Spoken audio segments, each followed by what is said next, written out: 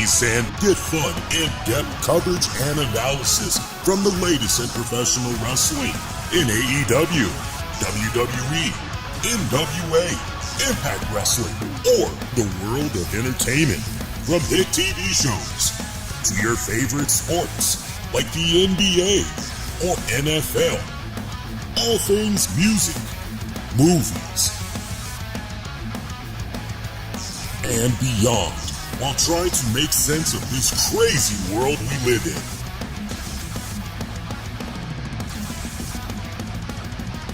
All while keeping it honest, insightful, and interactive since 2011. And now your host, live from the nation's capital of Washington, D.C., Lee Sanders.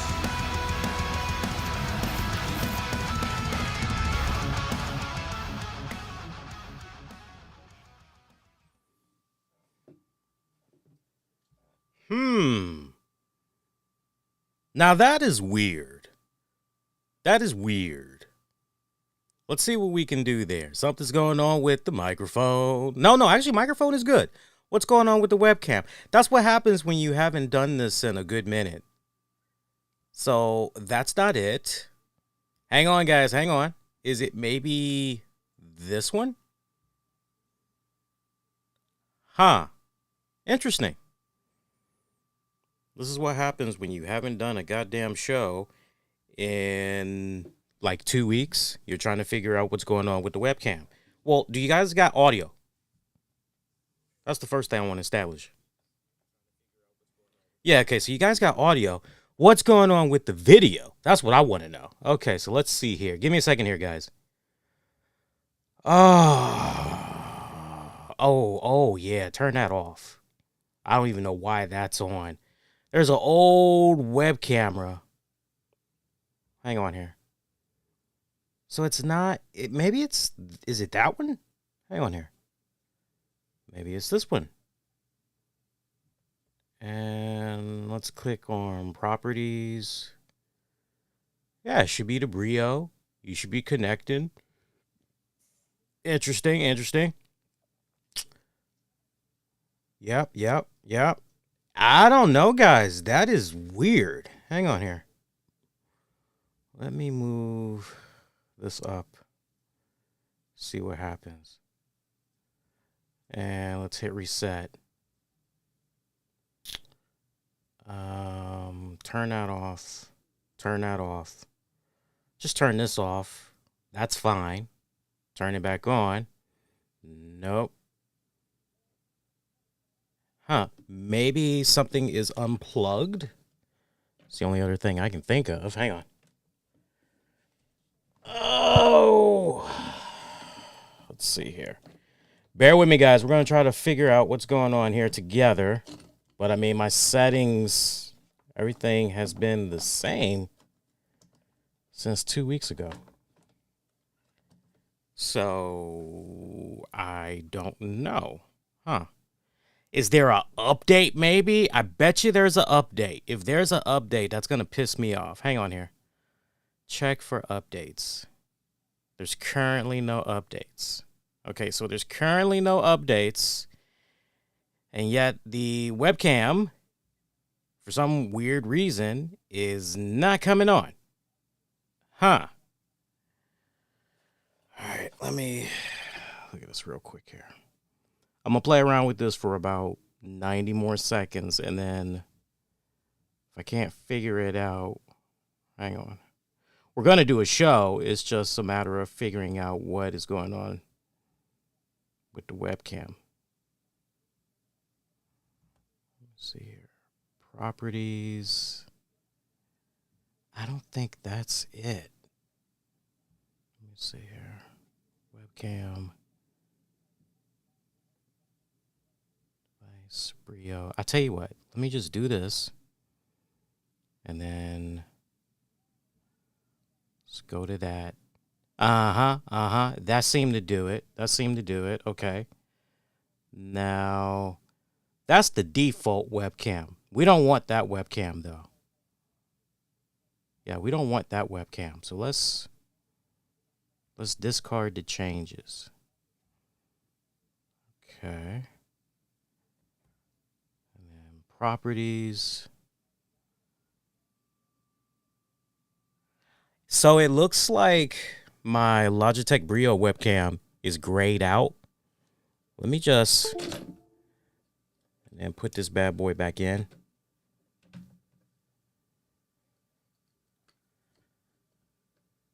Let's see what happens. Hey, there we go. There you go. That's how you do it.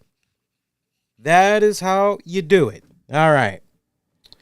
All right. We just learned some tech stuff together. So if you have successfully rebooted your computer and you're seeing that, wait a minute, the webcam's not working. Why isn't the webcam working? What's going on? If all else fails, little trick for you guys. Just unplug your webcam, plug it back in. That should definitely do the trick. What is going on? It is the return of the RCWR show. Your man Lee Sanders here. I am back after a 2-week hiatus as I was out sick. Now look, I'm not going to bore you all with the details, but I did go into specifics over what all was going on with me in a health update. I actually put that out earlier today. So I talked for about roughly 40 minutes, just giving the update, everything that's going on. There's also a health update in regards to my father-in-law, as Pops isn't doing too good. So I talked all about that. So for you longtime listeners, those of you that actually care what's been going on with me and everything, check out that piece, because that's a great companion, I would say, to this episode. That way you guys can get yourself caught up to speed. I would have gladly incorporated it here on this show, but I had a feeling that the more I would go into details about what was going on with my health, what's going on with the family, the more I felt it was going to possibly run, not really into OT, but I just felt that some of the stuff that I was talking about, a lot of people, sadly, it's just the nature of the beast. I get it, but a lot of people may not care for it. So for those that do care, it's a standalone, and you can go out of your way, get the skinny on what's been going on. But I am great to be back on the saddle again. Great to be on the air with you all. Great to be talking all things wrestling, entertainment, and beyond with you all. Hope you guys been well. So look, we now know who Gunther is going to be facing at WrestleMania 40 for his Intercontinental Championship. I was rooting for my man, but it didn't go down. It did not go down that way, and I was greatly, I won't say I was disappointed, but it did make me take a step back and go, so just what exactly are in the cards here for this man after everything is said and done? Of course, I'm talking about Chad Gable. I mean, it just seemed like the writing was on the wall that Chad Gable was going to go right into WrestleMania, have this great epic rematch with Gunther for the IC title, but sadly, not going to be the case whatsoever. That honor now goes to Sami Zayn. Sami Zayn is now going to be the one that's going to be going to WrestleMania to face Gunther. So I did not see that coming. I got to be honest with you guys. Now, look, for those of you, before you get ready to say, well, silly Lee, foolish Lee, you got to forgive me because your man's been out for a couple of weeks. So it's not like I was making it a priority to check out all the wrestling shows. My health was first. So I'm giving that the priority. So I actually was out of the picture. Just, it's kind of one of those, okay, chat me up to speed. What all have I been missing since last I was on the air and everything? But I did know enough to know that there was some really great momentum that was building up, particularly online, for Chad Gable. And all signs seemed to indicate that Chad Gable was going to be the one going into WrestleMania and everything. But it's going to be Sami Zayn. So I know for the hardcore Sami Zayn fans, they are just beside themselves right now. They're loving this. I'm not really sure just yet. Look, they're going to have a great match at WrestleMania. Make no mistake about it. They definitely are.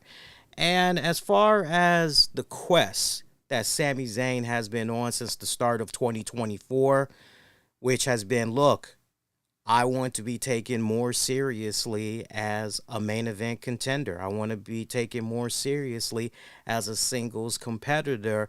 Look, everything that's transpired, culminating in tonight, that definitely fits into that narrative. For sure. It definitely fits into that. But you can't help look at Chad Gable's story arc and go, so where exactly are we? And not to mention, it's not a short thing that Sami Zayn is going to be the one to dethrone Gunther at WrestleMania. Gunther could very well come out of that, still your Intercontinental Champion, and that rematch with Chad Gable could still happen down the road. Anything can and will happen. Just have to see how it's going to play out there. But I like the fact that at the very end, it was Sami Zayn, Chad Gable going at it one-on-one. They put up one hell of a 4-star match. Loved it. Wonderful story that they laid out between one another. Gable, look, even though Gable did not get the nod, I think we all can definitely take a step back and say, you know what, this Chad Gable dude, for what it's worth, without a shadow of doubt, a significant push is coming for this guy. Some could make the argument we're in the middle of watching the push happening as we speak, but he's going to get his, right? He's definitely going to get his. Look, as far as maybe Mr. Money in the Bank goes, you just never know. You could be looking at the next Mr. Money in the Bank. So, loved all the participants that was involved in this one, but really the main two you wanted to focus on was Chad Gable and Sami Zayn. We did have Big Bronson Reed, who was in there, Shinsuke Nakamura as well, Ricochet being involved in there. Was J.D. McDonough? Yeah, J.D. McDonough was involved in that as well, but in that gauntlet match, again, Ricochet, Chad Gable, Bronson Reed, Shinsuke Nakamura, J.D. McDonough, Sami Zayn. Those were all your participants for the main event match, which was a gauntlet match. Winner of that getting a shot at Gunther for the IC title at WrestleMania. Good stuff. Did y'all peep out the fact that for, I would say, almost 2 hours that Raw was on the air, did you all peep out the fact that what dominated out of the gate were women's matches? Now, I'm not being discriminating or anything like that. I'm just stating an observation. Did you all notice how it was almost by the time you got to the 10 o'clock hour that you finally got your first men's match? Because almost the first 2 hours was dominated by women's matches. I saw some people putting a very interesting spin on that online. Some were jumping out there saying, well, WWE is trying to do everything they can to showcase their women's division, because Mercedes Moné, she going to be popping up in AEW for that big business show. So they trying to do everything they can to steal a little bit of the spotlight, steal a little bit of that thunder away from AEW. I don't know about all that. I just feel that this was just one of those cases where somebody thought it'd be a good idea for a change of pace to open up and highlight the women's division. Now, I think that is a very nice gesture. I think that's pretty cool. It's nice to think outside of the box. It's nice to, okay, you know what? Let's switch it up a little bit and let's go in this direction, right? And I commend WWE for that and everything. But, and I do have to put a but in there.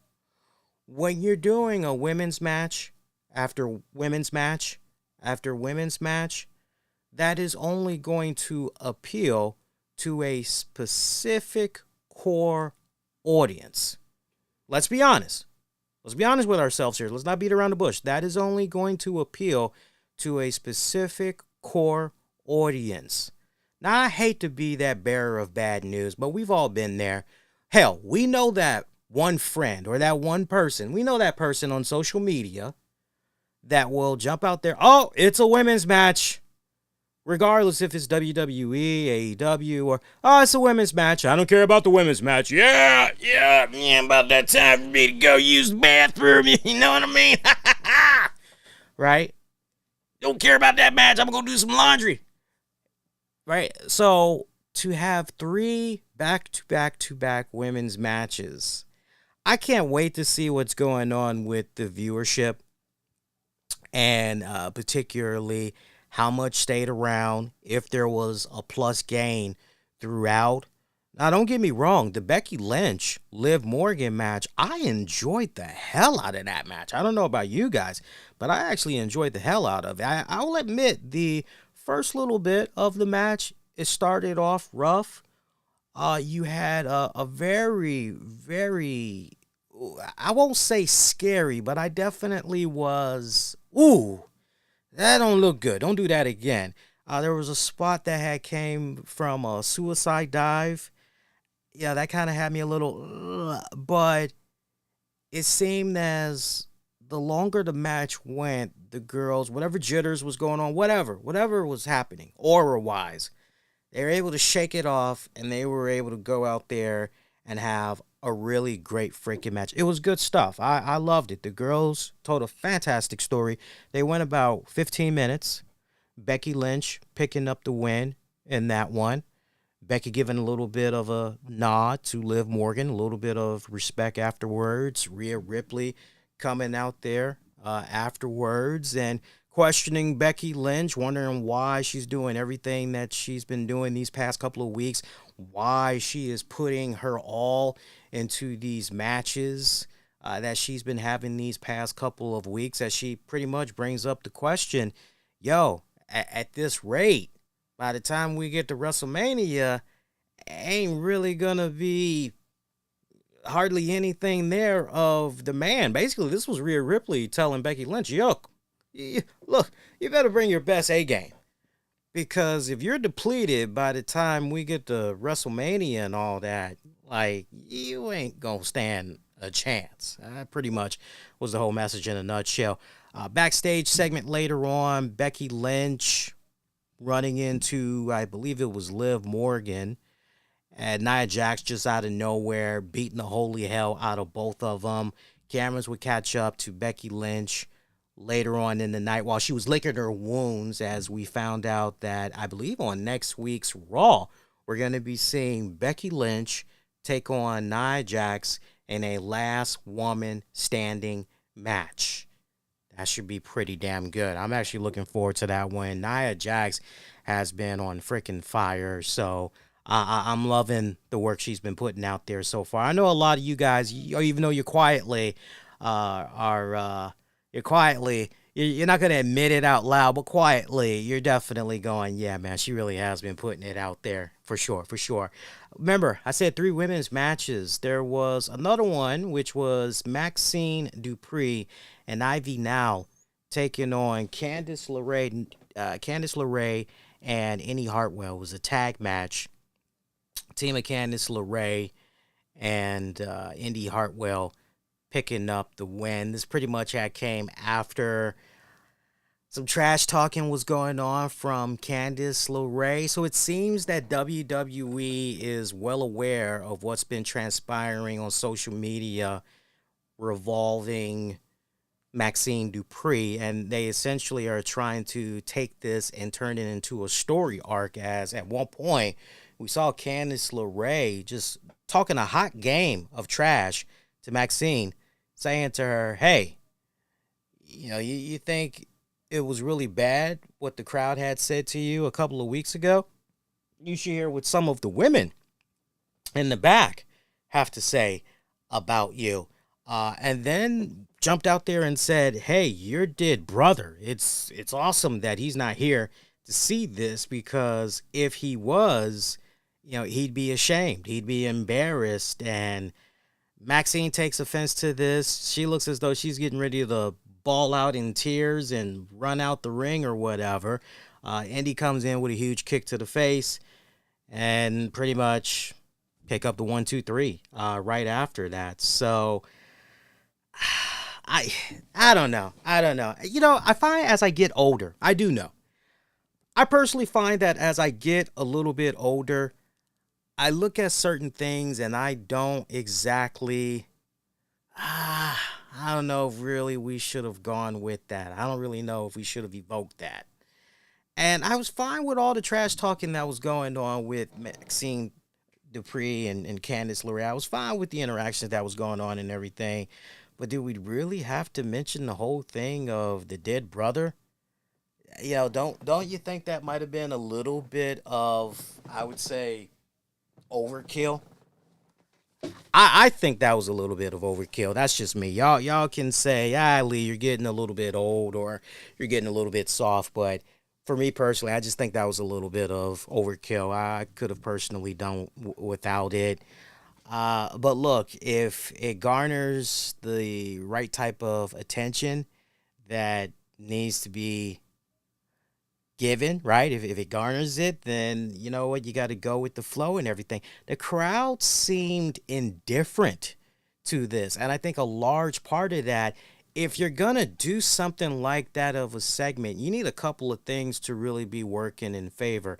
Number one, let's have it be a situation where, in the case of Candice LeRae, we know she's a pint-sized little thing of a firecracker.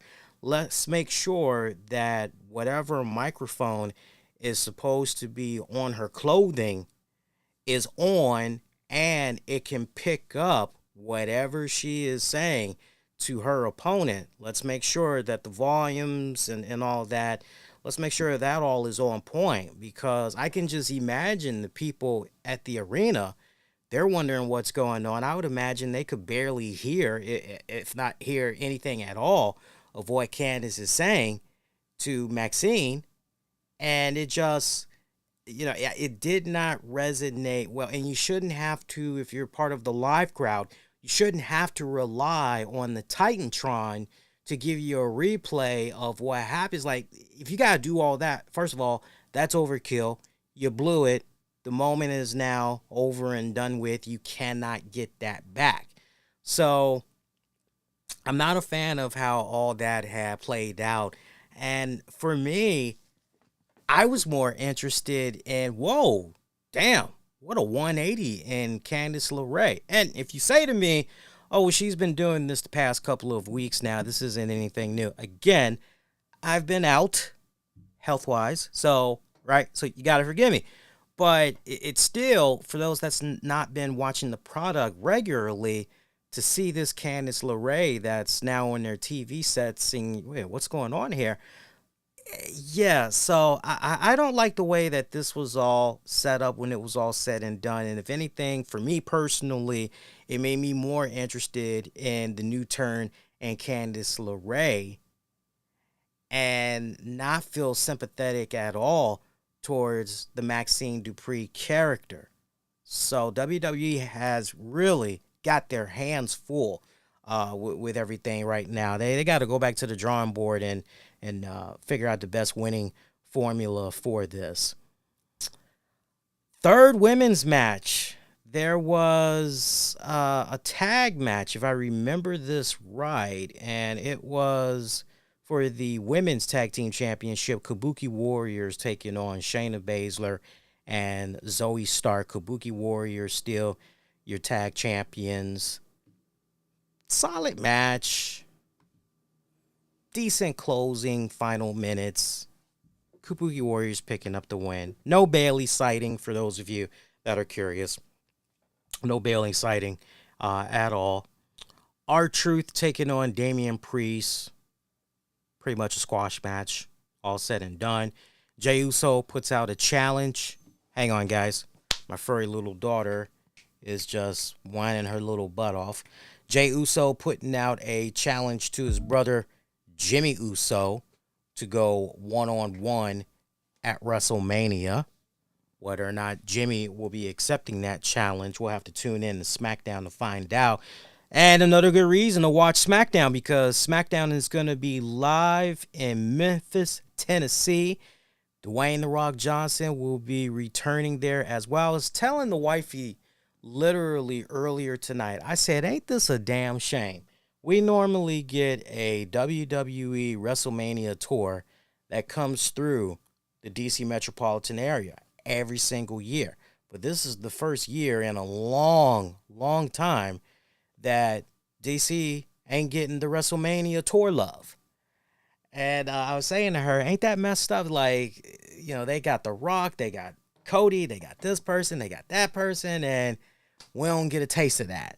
Like, what the hell? And she goes, yeah, you're right. She's like, yeah, if you want a taste, you got to go to Philly, right? Because Mania and all that in Philly. Like, yeah, nah, we're good. But yeah, Jey Uso putting out a challenge out there to Jimmy Uso.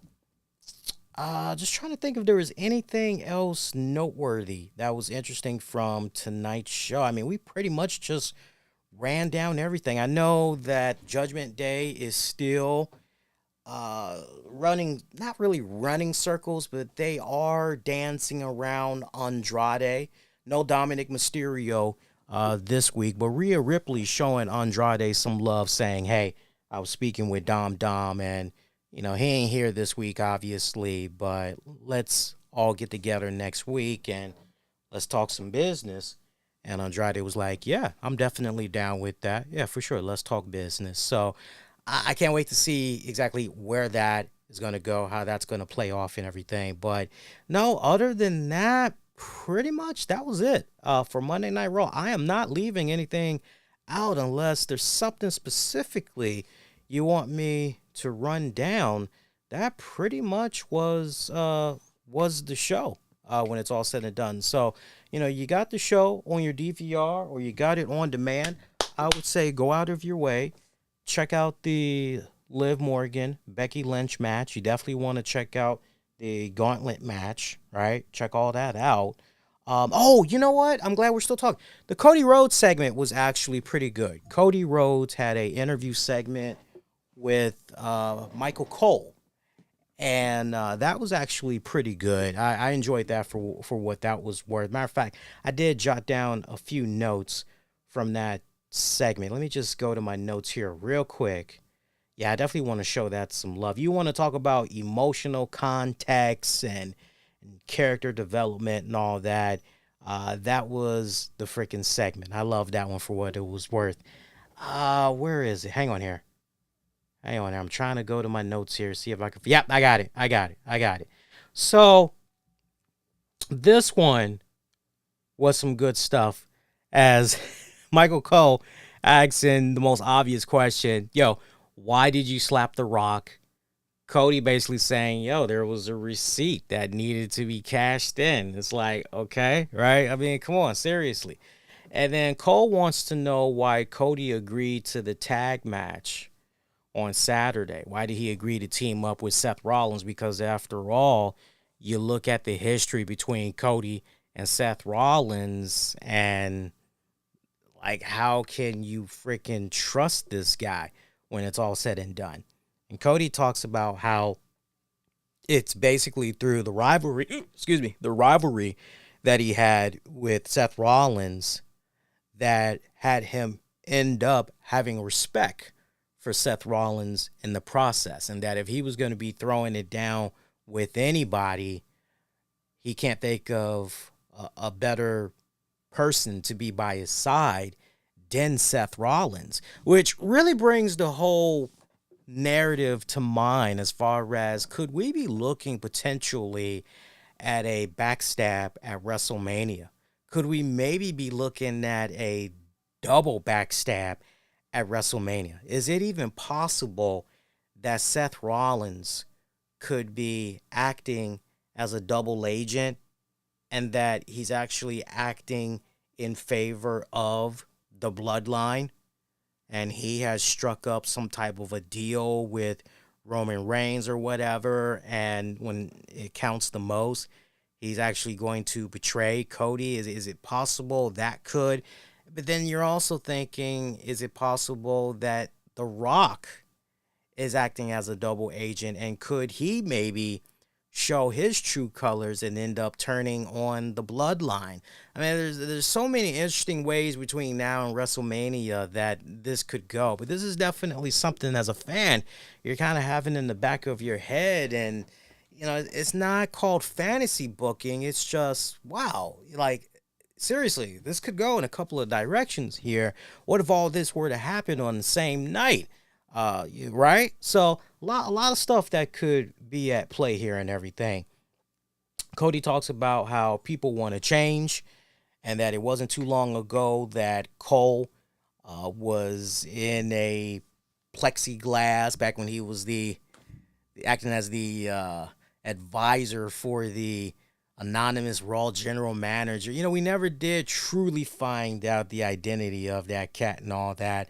You know, he talked about how Cody Rhodes, had smashed the throne back when he was over in another promotion, and now he pretty much, that guy that he was referencing is one of his best friends, advocates, and all that. So small world, given how all this works and everything. But Cody wanted to rewind it back to last October, where Cole had asked him about his story. And Cody asked him if he seems to be nervous or if he's frightened. Cody admits he is nervous. He is frightened. He knows people can't believe it and everything, but, that is the fact, because when it's all said and done, there's no more excuses. This is the time. This is the place. He has to get the job done this year because there's no more excuses. The story is no longer about Reigns and Cody. It's all about those that have followed Cody through some really hard times, as he mentions his daughter, he mentions his mother, he mentions Brandy, some nice stuff. Mentions his own sister. Some really nice emotional stuff here that Cody Rhodes was laying in this segment.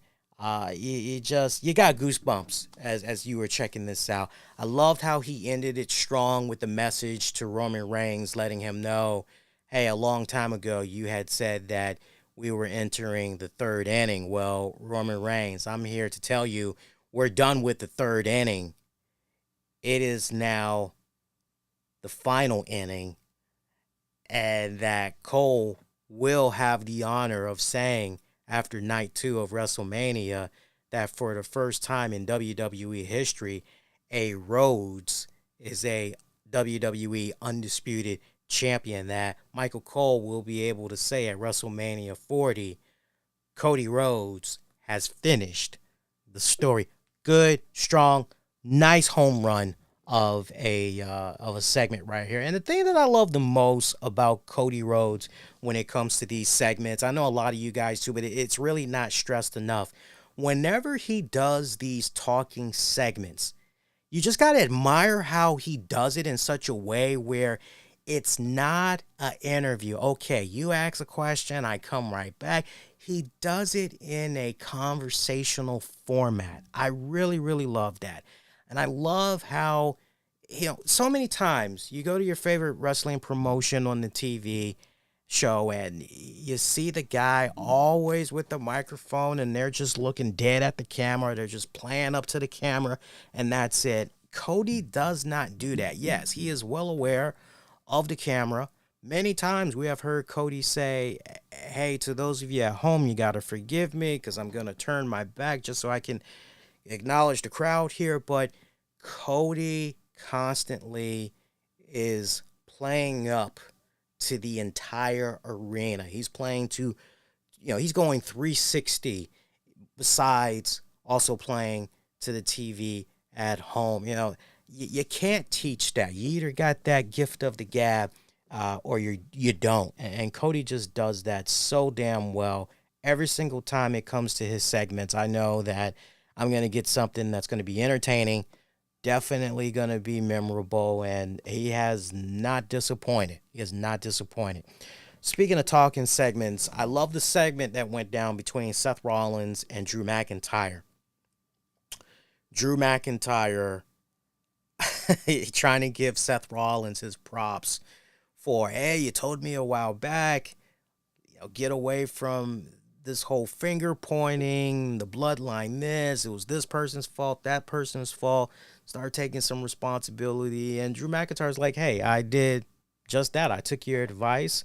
I dusted myself off, started from scratch, strung up all my W's, and here I am now. I get another shot at the championship, and I just want to thank you for that. And at the same time, he's also telling Drew McIntyre, Drew McIntyre is telling Seth Rollins, yo, you're your own worst enemy because you just like to hear yourself talk, right? It's just all about you and what you can gain from it and all of that. And Seth Rollins coming right back, offering him an opportunity to attack him from behind, take a cheap shot because he's seeing what Drew McIntyre has been doing the past couple of weeks. And Drew's like, nah, you got me confused because, no, that's not how I roll.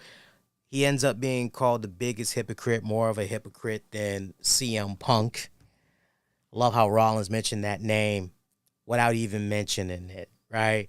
You got to go back and watch the segment to know what I'm talking about. He mentions the man without even mentioning the name. Some good stuff right there. Rollins taking a really nice deep dig at Drew McIntyre by saying, there's a reason why I don't really talk about you that much in our upcoming match, WrestleMania weekend, because I've got all this other stuff that's going on with, and he runs down the list and pretty much lets him know that as far as Drew McIntyre being a threat, he looks at that very bottom of the list. He doesn't consider Drew McIntyre to be a threat whatsoever.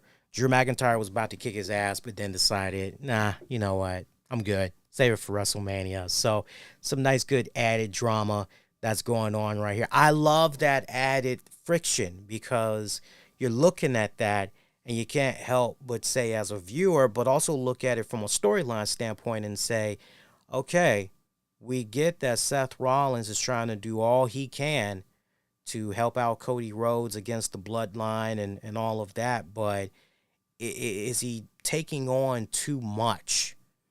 Should he mainly just focus on defending that championship against Drew McIntyre? Because you can make an argument, Seth Rollins, he must be feeling that damn confident that Drew McIntyre, and rightfully so because he's beaten him so many times. What's going to make WrestleMania that much different? But at the same time, you can make the argument, well, that's just it in itself.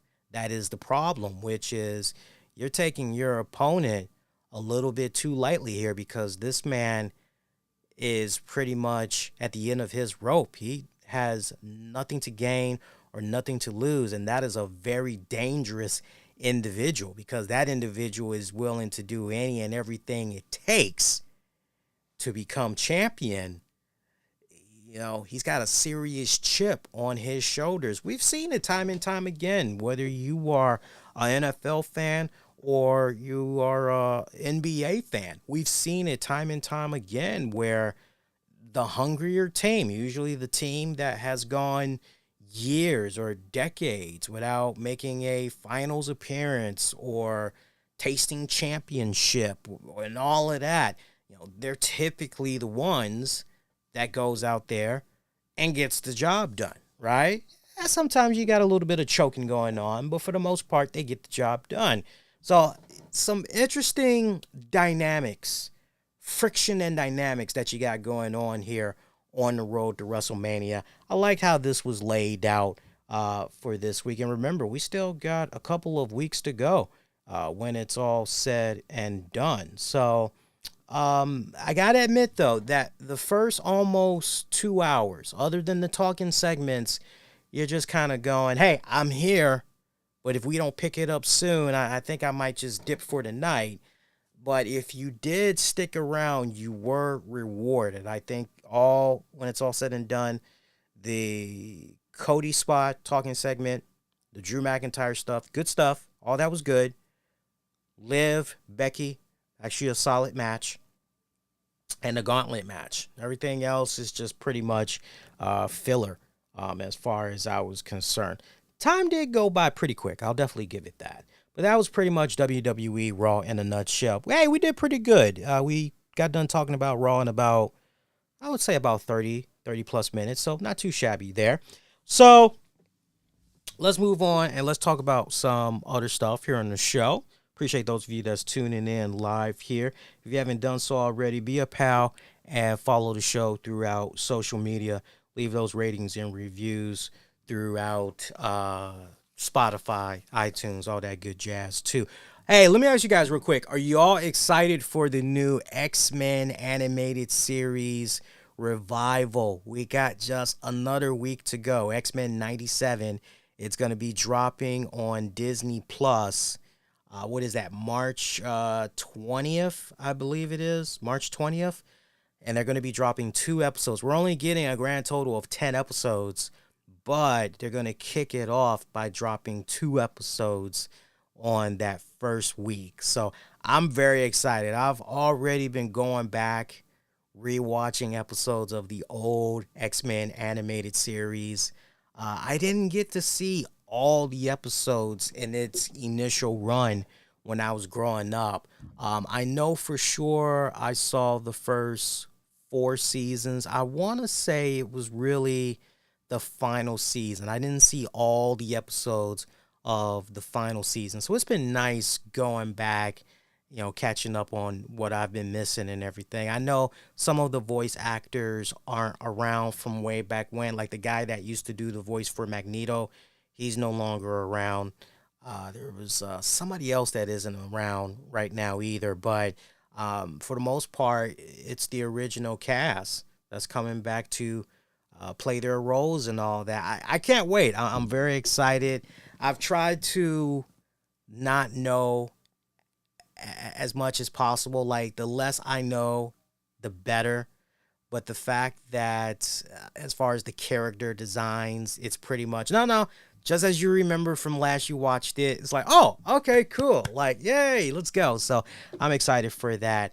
I did not watch the Oscars, but I did hear that my movie, Oppenheimer, had picked up a boatload of awards. Congratulations, Oppenheimer. Had made the winners list in a huge way at the 96th Annual Academy Awards. They picked up the award for winning, Best Picture. They picked up Best Picture. They also took home the award for Best Director, Best Actor, Cillian Murphy. Shout out to him. I've been a fan of his work for many, many years. Best Supporting Actor, Robert Downey Jr. picking up an Oscar. Best Editing, Best Cinematography, Best Score.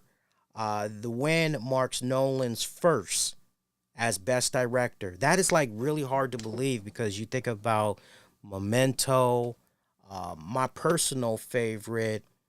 What was the one with him? Robin Williams, Al Pacino, Insomnia, Hilary Swank.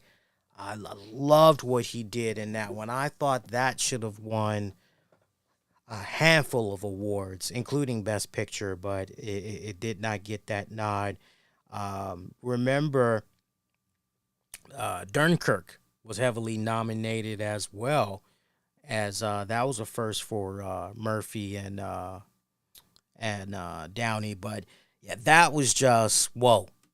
Insomnia. I mean, that, if you've never seen that movie, you got to go back and watch that. But Oppenheimer, very happy to see that it picked up all of those awards, rightfully so.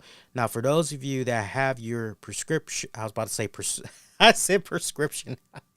Those of you that have a subscription to the Peacock, y'all know you can check out Oppenheimer right now, right? So if you've yet to check out Oppenheimer, you owe it to yourselves this weekend. Check it out. You'll thank me later. Something I ended up watching for the very first time over the weekend while we're talking about movies.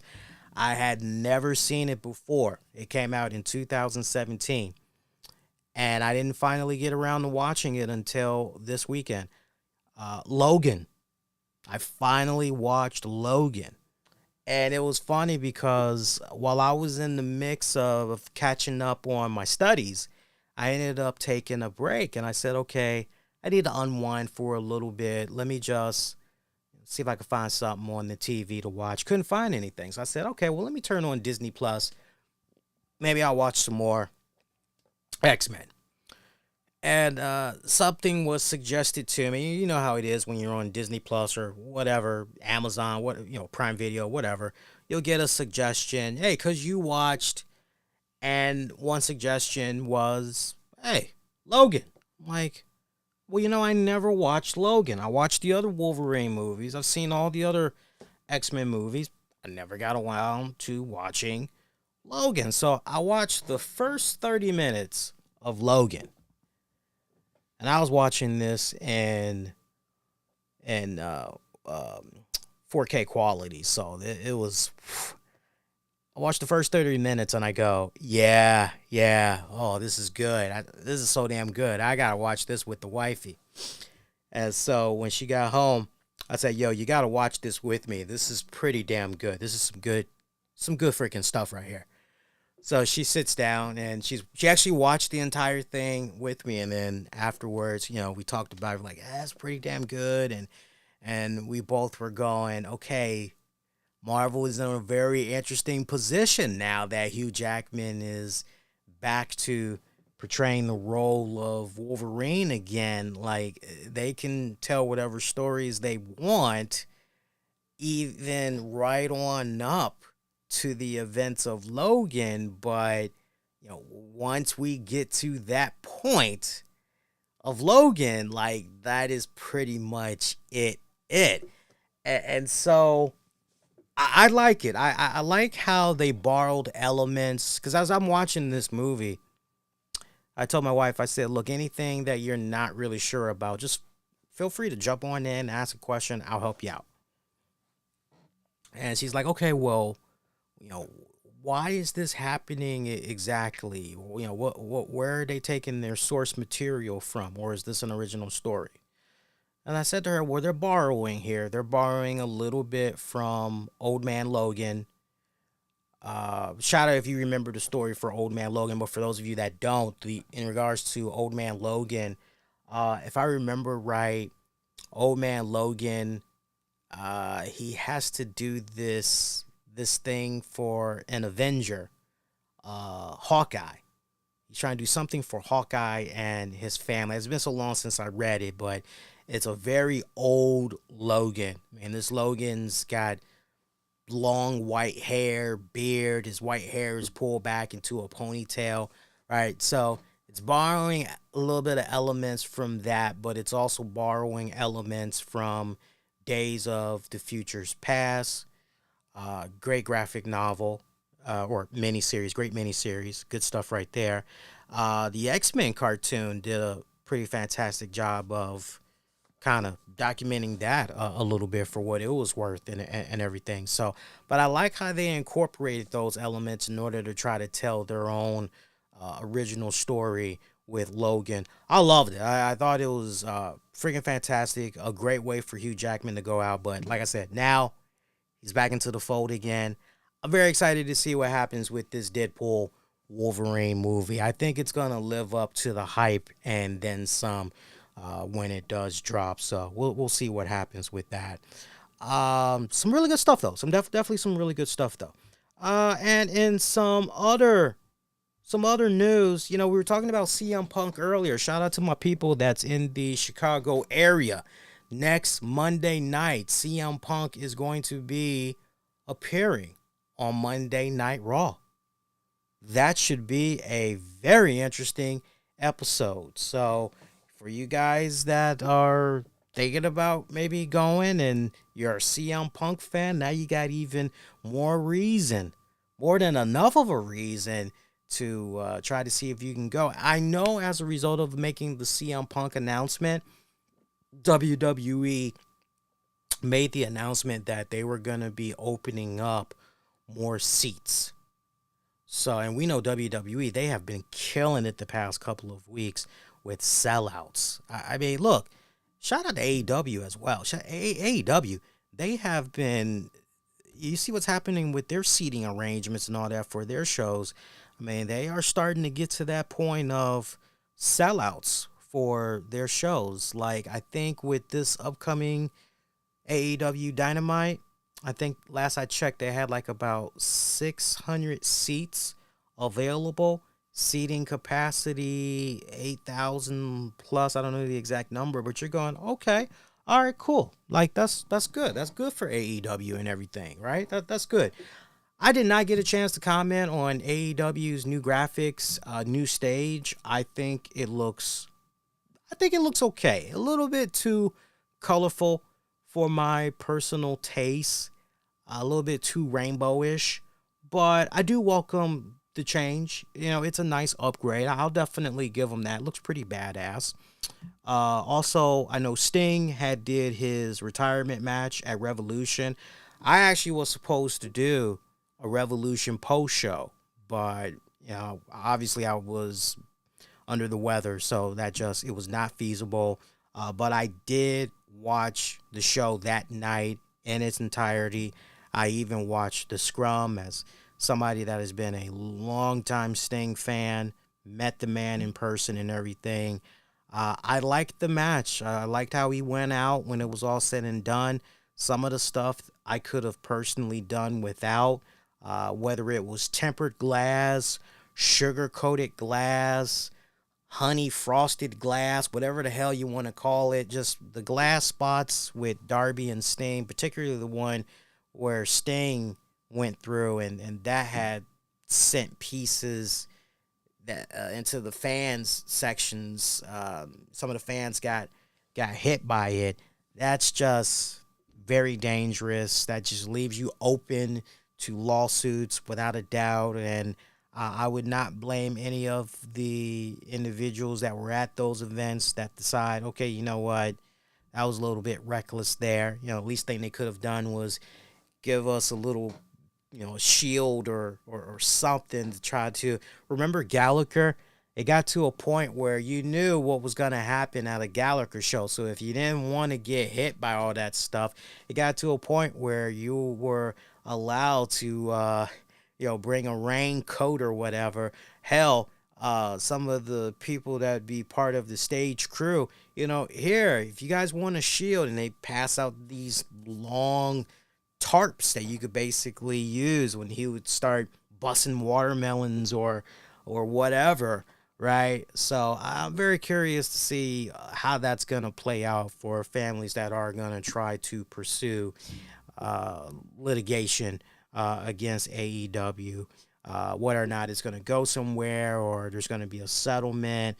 Very curious to see how all of that is going to be playing out. Now, WrestleMania update for you guys. Adam Pearce, Nick Aldis, they announced that at WrestleMania, Judgment Day will defend their tag team titles in a 6-team ladder match. It's going to be a 6-team ladder match. There's going to be qualifying matches to determine who all is involved. So that's going to be playing out over the course of the next week and a half, 2 weeks worth of Raw and SmackDown shows. So that should be interesting. In other wrestling news, I want to give a shout out to CJ Perry and Miro. Not sure if you guys had heard about this, but remember, they got married back in 2016 to 2017. And apparently they are splitting up. They're separated right now, and it's not looking good. It's not looking good. Perry had confirmed the news to TMZ, saying that Miro and her made the difficult decision to separate after many wonderful years together and have decided to move on as friends and hopefully on-screen characters somewhere down the road. So as many of you guys know, it was pretty much World's End. That was the last time that we saw Miro, because Miro was involved in a match against Andrade, and we pretty much haven't seen Miro since.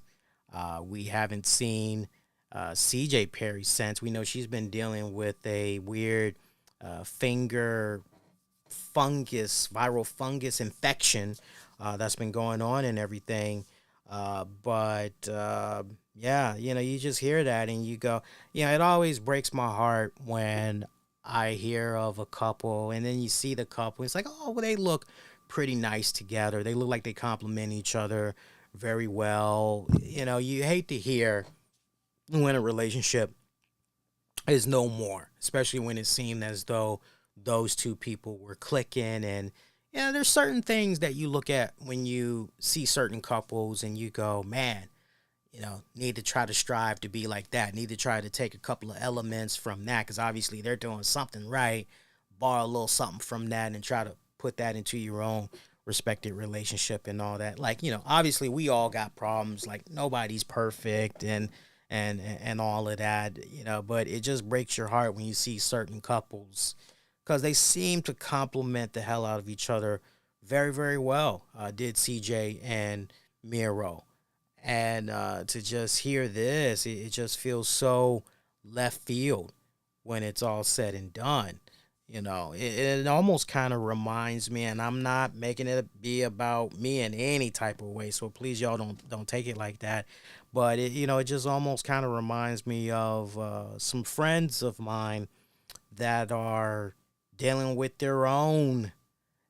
They're pretty much at a crossroads themselves. The wife is ready to move on, but she's not really sure optic wise how that's going to be, for her son and what people will say. And then so she's a little bit intimidated, going forward and everything. But it's kind of one of those deals where you either continue to be treated like crap, or you finally say, no, enough is enough. And you go ahead and, you move on and everything. And could maybe the two of them be better as friends as opposed to lovers? Who knows? It's one of those things, though. That's why I always tell people, so I get asked from time to time, hey, what's the best advice you can give, to a young couple just kind of starting off, or a couple that's thinking about getting married, and, like the best advice, and it's always consistent. It's always been consistent. Communication, communication, communication, communication, communication. However you all are feeling, don't harbor that stuff in. Get it out there. As soon as you are thinking about it, put it out there.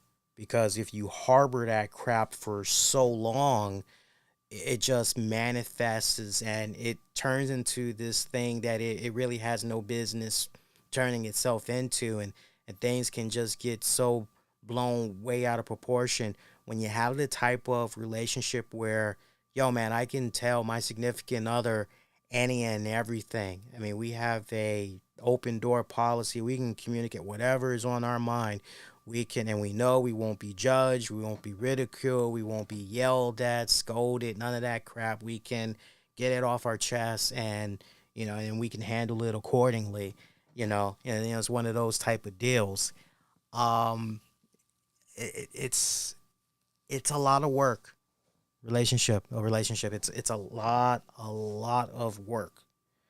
You gotta bring your all into it. You can't bring a little bit, right? You can't. You gotta bring everything you got into it. You gotta rise to that level. You got to meet the level that your partner is bringing into it, because if it's not 50-50, if it's a situation where it's always 80-20, 90-10, 95-5, like after a while, I mean, that person that's doing the majority of the work in that relationship, trust me, they're going to feel grounded into the ground. You know what I'm saying? They're going to feel very depleted and just the whole 9 yards. And so communication, I always say is key. Look, I ain't no love doctor, show you right. I ain't no expert, but I know enough to know, obviously I'm doing something right, because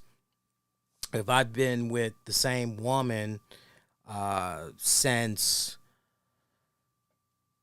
for almost 15 years, and we've been married now for almost 3 years this June. Obviously, I'm doing something right? So take what I'm saying for what it's worth, and best of luck to you. But yeah, it breaks my heart when I see certain couples, damn, that sucks, right? Like, for example, I remember Nicole Kidman Tom Cruise. A lot of younger folks ain't gonna really, but if you're around my age, you remember like, oh man, they were such a cool, cute ass couple. Did a nice, good string of movies together back in the day and all that. And man, like, how could this couple do any wrong? And then they broke up and we're like, wait, what the hell? And it's long been rumored that folks in the Scientology, because Tom Cruise is very heavy into that crap. It's been well documented and well said that certain people in the Scientology group were responsible for breaking up Tom and Nicole. And they had like such a death grip on, who he should be with and all that other stuff. And you're like, what? Like, it's like that. But I remember when they broke up. Or if you want to go Brad Pitt, Jennifer Aniston, a lot of us thought that couple was, they seemed really freaking cool together, right? It happens, man. It's the nature of the beast. It happens, though. Some other stuff we can get into. Not really too much else we can get into, honestly. I've been seeing what's been happening in the news beat and all that, and it's been kind of relatively quiet. One thing that I thought was interesting, shout out to the good folks over there at 411 Mania, my colleagues over there. They've got this article up on the site. I know a lot of people have been talking about this, but apparently Nick Khan, Brad Blum, and more have been identified as corporate officers in the Janelle Grant lawsuit. WWE had ended up commenting in regards to this. I don't know if you guys had saw this, but yeah, there's a new report that's identified Nick Khan and WWE COO Brad Blum and more as corporate officers in the Janelle Grant lawsuit against the company, Vince McMahon and John Laurinaitis. Remember, Grant sued McMahon, Laurinaitis, and WWE, alleging that McMahon sexually trafficked and assaulted her, among other things that the WWE, they ended up covering it up with allegations. Lawsuit has listed two individuals as only corporate officer number 1 and corporate officer number 2 as having been involved in facilitating and covering up the exploitation alleged. And a report from the Front Office Sports website identified the two as Nick Khan, the president of WWE, and Blum. Khan is corporate officer 1 and Blum is corporate officer 2, according to the report, which cross-checked the allegations against publicly available records such as resume and corporate filings, in addition to information provided by source. Now, Grant's attorney, when asked for comment, said, "I can confirm that these names are correct." So there you go. Where there's smoke, bada bing, bada boom. There are two other unnamed individuals in corporate officer number 3 and corporate officer number 4. The site reports that number 3, who is given one ambiguous mention, is Stephanie McMahon, while number 4, who allegedly offered Grant a job on McMahon's orders in May of 2019, is identified as former general counsel and WWE NXT legal department head Brian Nurse.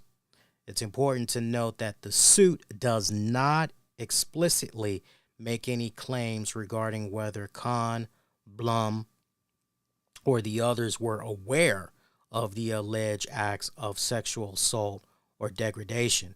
It alleges that McMahon named Blum and Khan after the latter was hired in August of 2020 as key fixers and had promised Grant in March of 2019 that his office would arrange a meeting with Blum, who was EVP of operations at the time.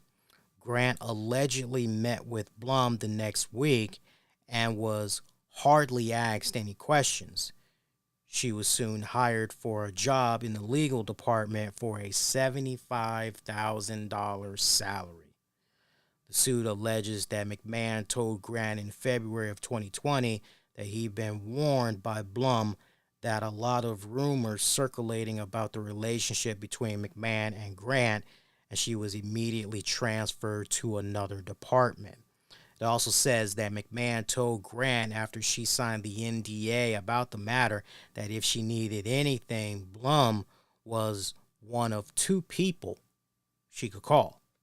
As for Khan, he allegedly introduced himself to Grant of March of 2021 and said he knew exactly who she was, and that later that day, McMahon told her she had informed them of the nature of their relationship in a meeting, and the two voiced concerns and asked if she could be trusted. A spokesperson for WWE denies such a meeting ever happened. WWE issued a comment on the report which reads, WWE takes Ms. Grant's allegations very seriously and has no tolerance for any physical abuse or unwanted physical contact.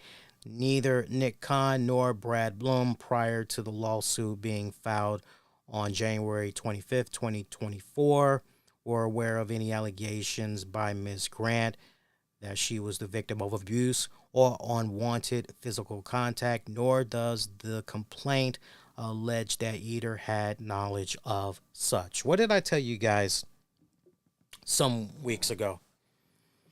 I said to you guys, for those of you that do not remember, we're just getting started with this, that there is a whole lot more that's going to be coming out. And to basically give it time. Give it time. But things were just getting started. And it just seems like every other week or couple of weeks, there's just more and more information that is starting to come to surface. Now, look, I don't know in regards to homing in there on Stephanie McMahon. I don't really know how much Stephanie McMahon knew, when she knew, how she ended up knowing, but then most importantly, okay, well, what did she do? I don't know how much of, that's a situation in itself where if there's anything to be known about that, it will definitely come to light.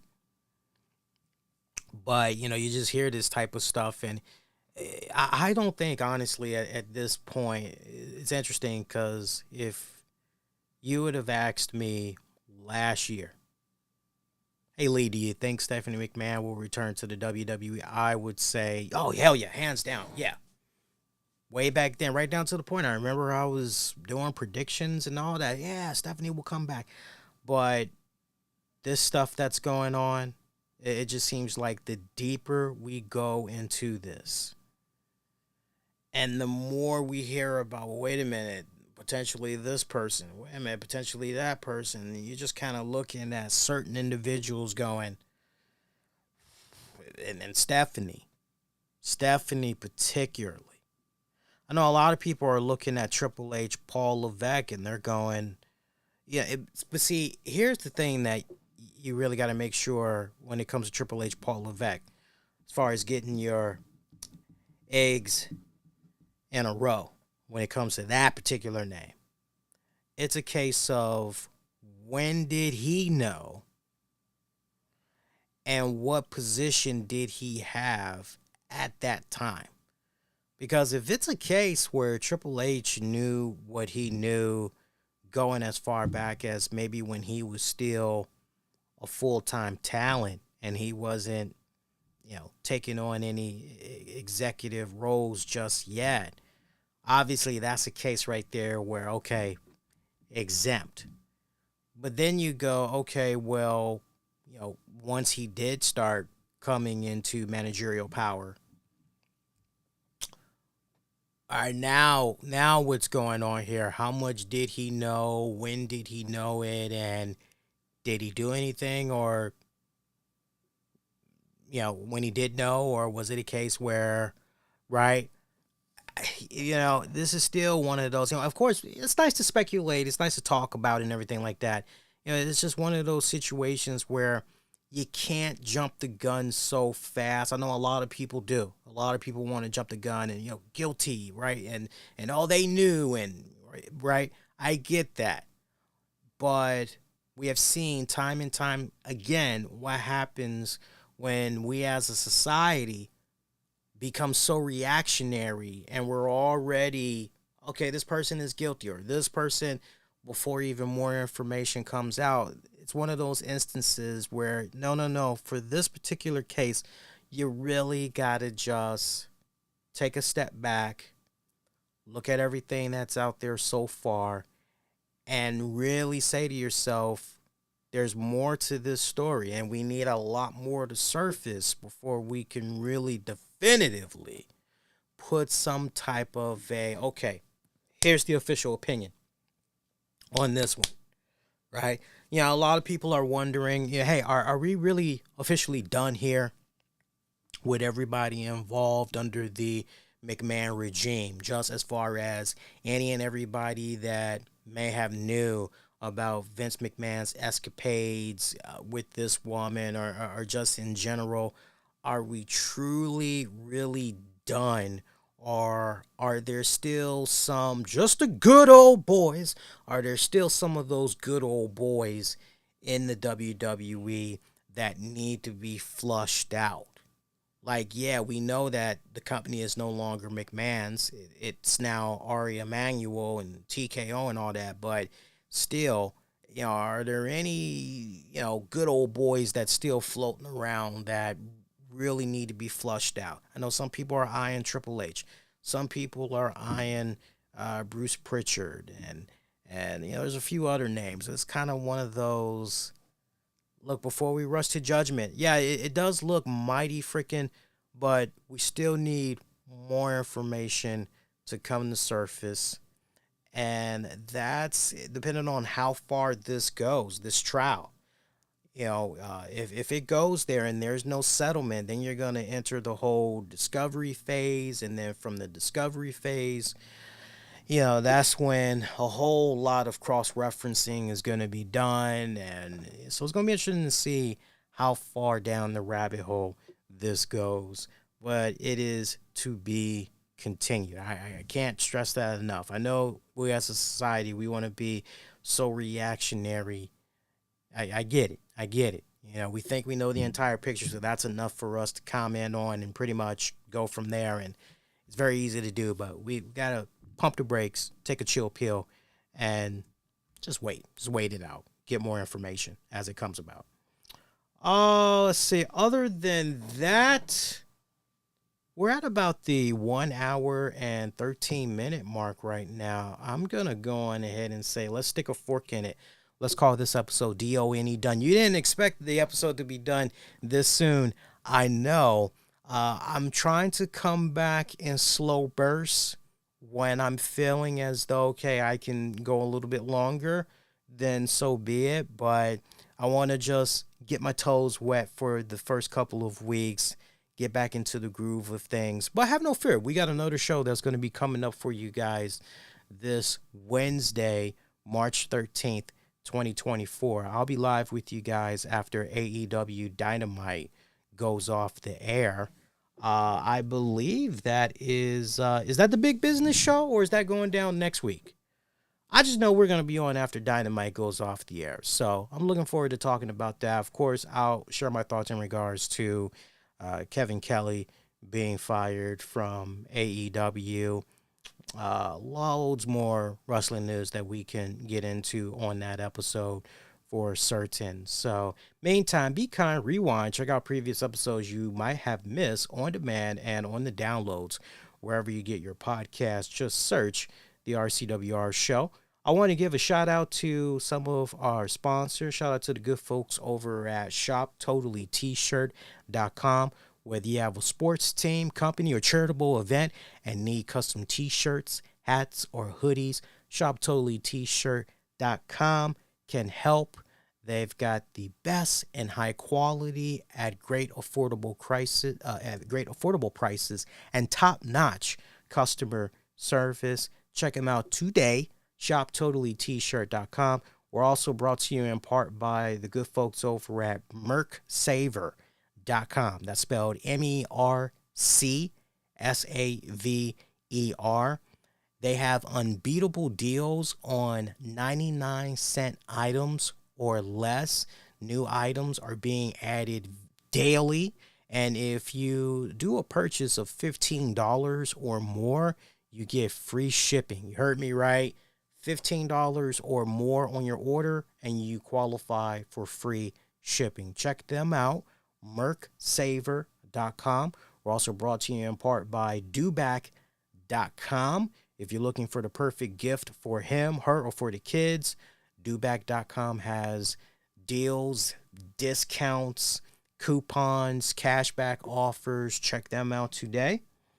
And we're also brought to you in part by moderntech.co. Get your website and software ERP services done right, 100% satisfaction guaranteed. The best place for mobile applications and web apps. Get your Android and iOS app done on discounted prices and more. Check them out at moderntech.co. Appreciate all these great sponsors that's been working with us. A lot of them have been very patient too. It's so funny because we had so many other new sponsors that were trying to come on board while I was out sick, and my team was telling them, hey, unfortunately he can't, because I have somebody that oversees potential advertising opportunities and all that. And they're like, yeah, sorry, but he's out sick right now. He's not going to be able to do this. They're like, well, when's the earliest you think he'll be back? And they're like, we're not trying to put a timetable on that guy. Like, it just wouldn't be fair, but yeah, we can't help you out with this right now. And there's some that just, it didn't even apply to you, the fans, the audience out there. Like, some of the stuff that was being pitched to us, it's like, wait, what? Like, no, this has nothing to do with, like, come on. Like, there was one, they were trying to see if we would be interested in promoting a Christian's children's book, and it's like, you obviously haven't checked out the show. We definitely wouldn't be a good fit for that. Like, no. With the amount of cursing I be doing here on the show, even though I bleep myself out with the censor button on, it's like, still, like, I don't know about all that. So some pretty interesting things that was popping up. I know there was some folks with a dating app. I know there was one person that was trying to promote a adult X-rated website. It was like some of the most weirdest crap that was going on, man. It was funny. I laughed my ass off when I was seeing some of this stuff that was coming through, because I was being shown some of the emails. It's like, yes, no, like, hell no. Like, do you even have to ask? It's one of those type of deals. It's like, do you even have to ask? Like, really? Like, come on, seriously? Just funny stuff.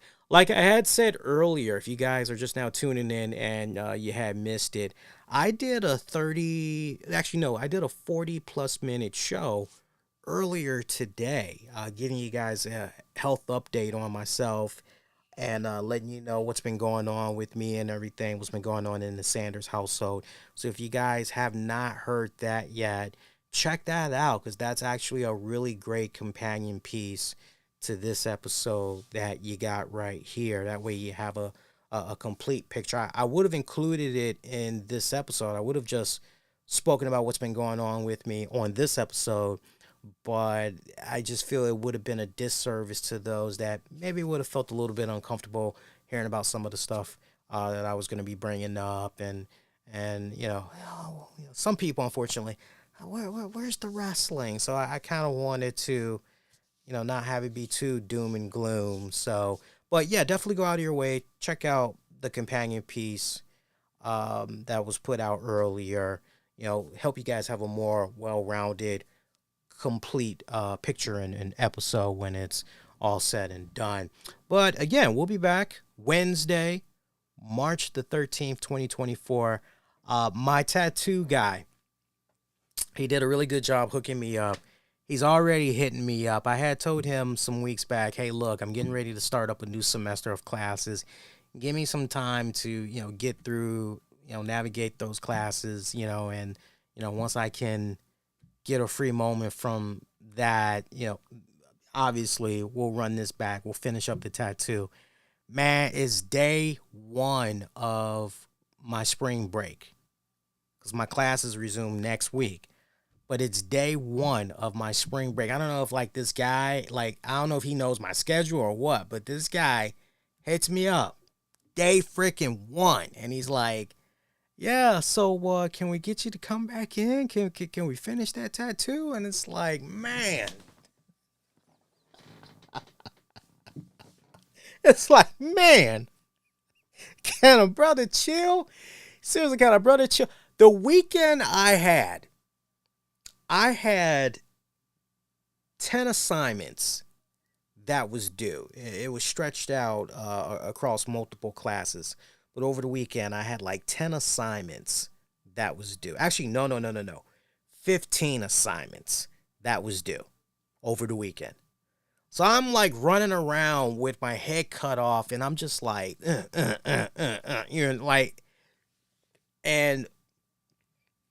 one of my classes was like, hey, good news. This last little batch of assignments, rather than it be due on a Sunday at 11:59 p.m., it's actually all due Monday morning, 8 p.m. Eastern. I'm sorry, 8 a.m. Eastern. Monday, 8 a.m. I was like, okay, well, I guess that's okay. All right, cool. And so I'm running around with my damn head cut off. I'm just like, okay, gotta do this, gotta do this, gotta do this, gotta do this, gotta do this, gotta do that, gotta do this, gotta do that. I ran into the midnight hour Monday morning. I wasn't done until I would say Monday, probably 4:30 in the morning.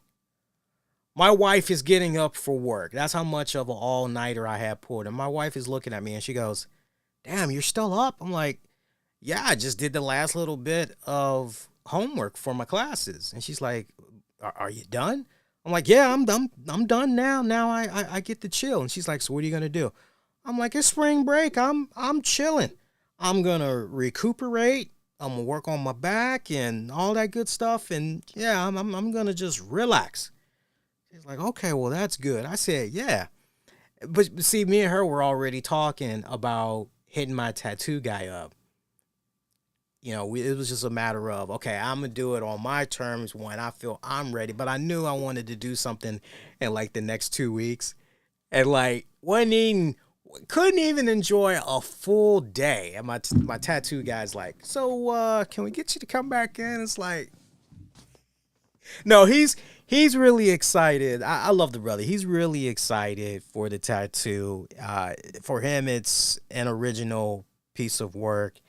And he has been just foaming at the bit to get me back in the booth to finish it up because he's got it in his head. And he's already excited hearing that, okay, I got something else in the pipeline that I want you to work on and everything. And so he's already like, ooh, what are we going to do now? What are we going to do next? So I'll let you guys know how that goes, though. I'll let you know how that goes.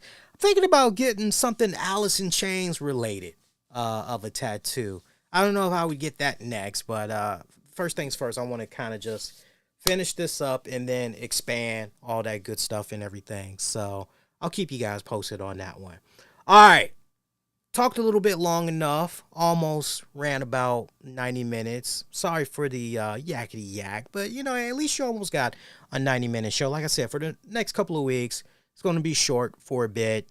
That way I can really get my toes wet again, get back into the groove of things and all that. So I appreciate you guys' patience. And once again, for those of you that had reached out, wishing me well, speedy recovery and everything, really, I appreciate that.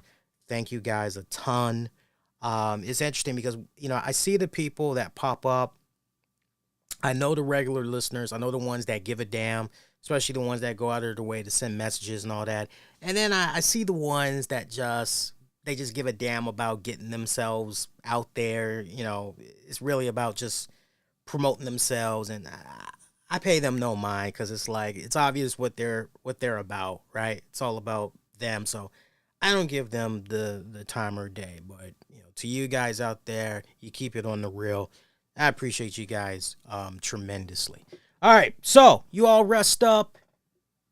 Get at me all throughout social media, and I will check you guys out on Wednesday after AEW Dynamite. That should be a pretty nice, well-rounded episode. I'm looking forward to talking about that, all things AEW and more.